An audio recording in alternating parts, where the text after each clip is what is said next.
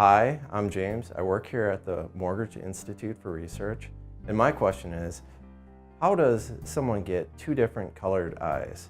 My name is Terry Young, and I'm the Department Chair of Ophthalmology and Visual Sciences here at UW. I've been here for about a year and a half. I'm also a pediatric ophthalmologist, and I also run a molecular genetics lab in our Wisconsin Institutes of Medical Research building. So it's called iris heterochromia. Iris is the very thin membrane that has an opening in the middle that we see as a black spot called the pupil. It's just an opening that allows light to enter to the back of the eye. The iris is the membrane that has pigment in it, and heterochromia is a condition where the iris color is different between the two eyes. The reason why you could have differences in color between the two eyes are multiple. One is something called genetic mosaicism. So you've got different pigment genes that are expressing in the tissue of the iris in one eye that are different from those expressed in the tissue of the iris of the other eye. So another reason might be you might have a genetic syndrome.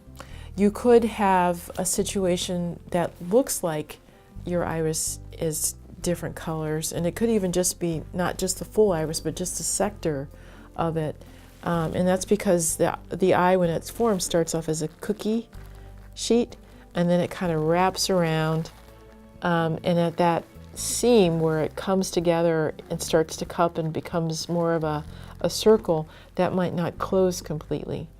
And if it doesn't close where the iris is, or it closes incompletely, you could have actually a little sliver of a different color, or you could even have an absence of the iris there, so it looks more like a keyhole. If you had trauma to the eye and maybe had blood in the eye for some period of time, that could actually discolor your iris as well.